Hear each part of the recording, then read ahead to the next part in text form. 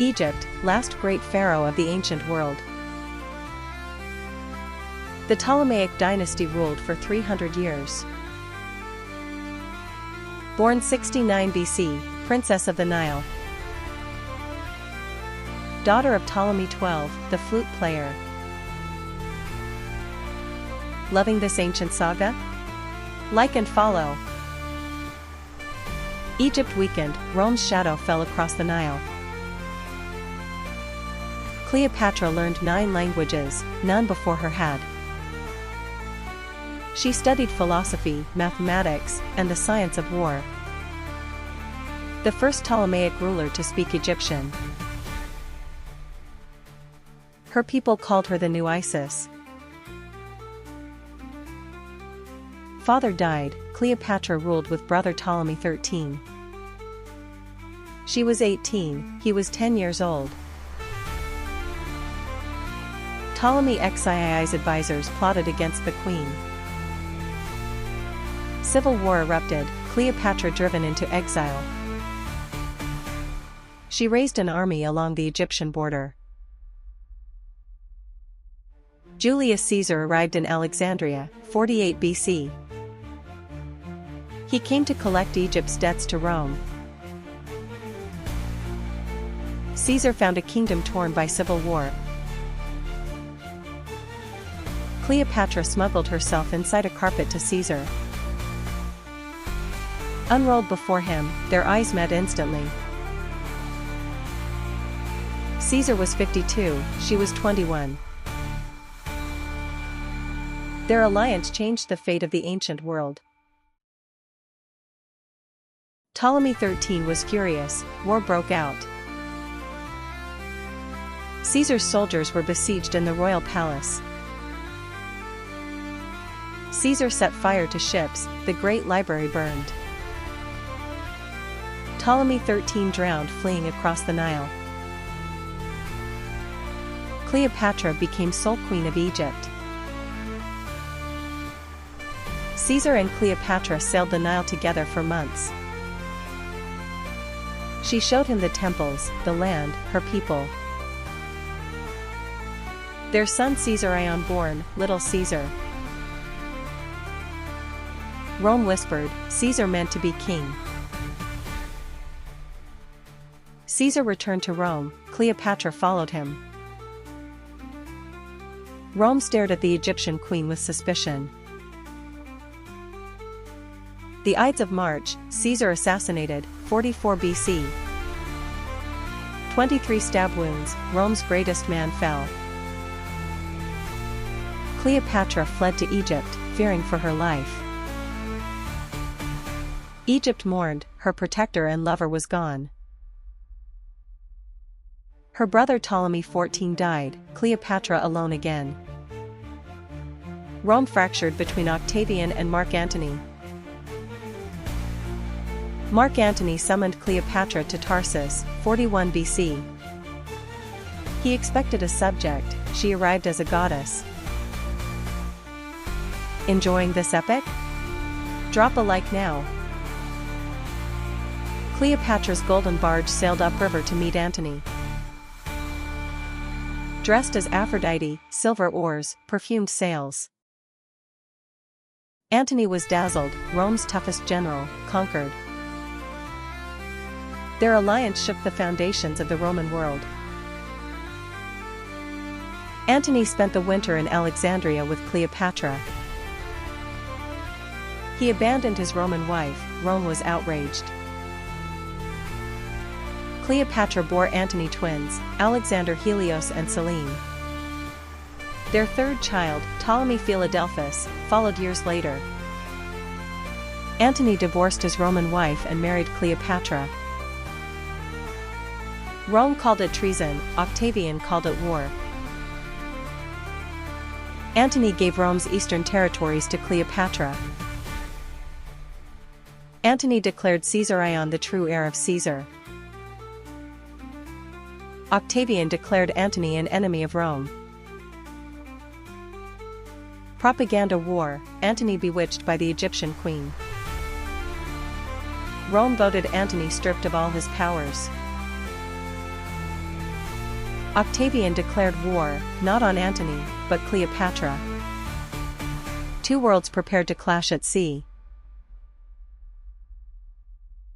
The battle for the world would be at Actium.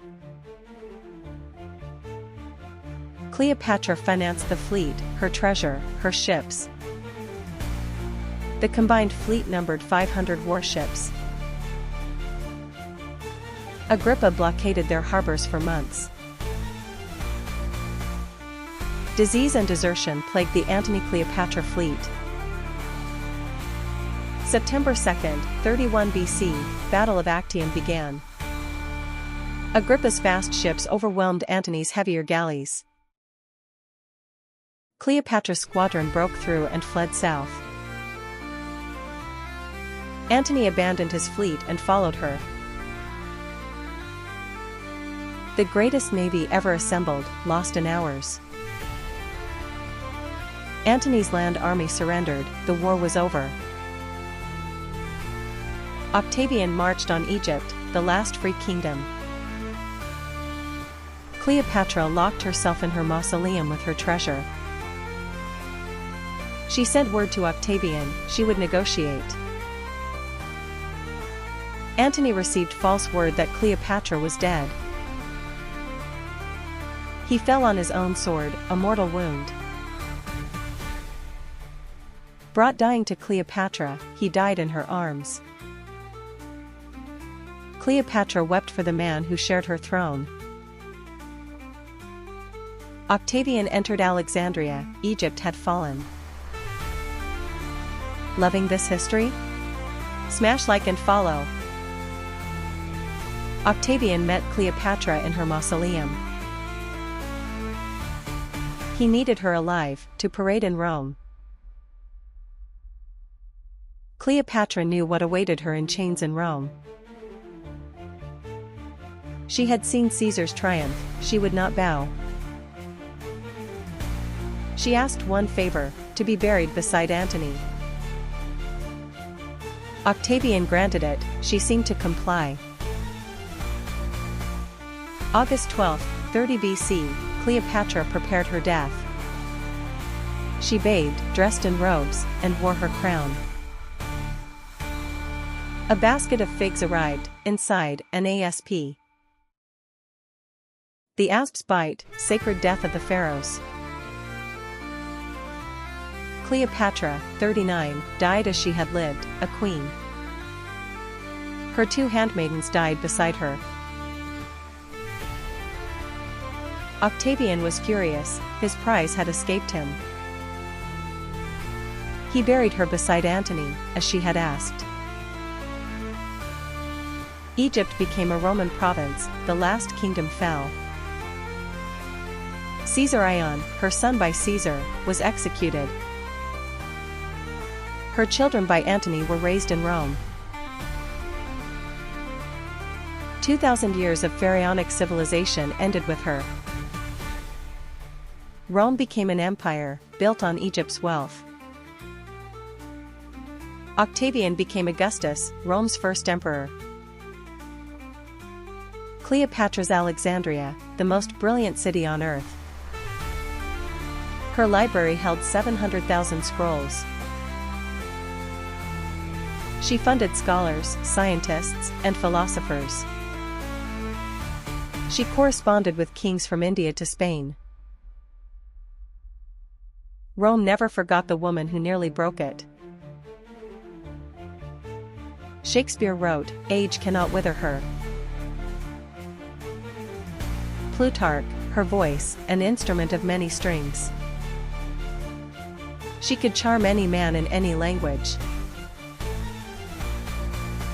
Her power was not beauty, it was presence. She weaponized her intellect more sharply than any sword. Two of Rome's greatest men fell under her spell. The greatest love story of the ancient world. Caesar and Antony, both destroyed, both devoted.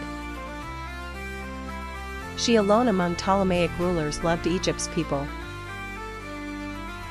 She opened the treasury to feed Egypt during famine.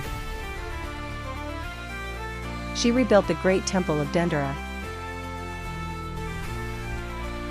Enjoying this? Hit like and follow now. Her tomb has never been found, it may exist. Archaeologists search near Taposiris Magna for her burial. Perhaps the sands will still return their queen. Hollywood told her story, Elizabeth Taylor, 1963. Every generation reimagines Cleopatra for its own age. She was not Roman, not Greek, she was Egyptian. She saved Egypt for 20 years through brilliance. She chose death over submission, and won immortality. 2,000 years later, every schoolchild knows her name. Rome built an empire, Cleopatra built a legend. No woman in history commanded such absolute power. She ruled the richest kingdom on earth, alone. She read the stars, the tides, and men's ambitions. Her name means glory of the Father in Greek. Cleopatra VII, the last and greatest of her dynasty. Her dynasty began with Alexander the Great's general. She alone fulfilled the Ptolemaic promise to Egypt. She spoke to her people in their own tongue. Egypt wept when she died, Rome celebrated. But history gave the last word to the queen. Every coin she minted showed her strong profile.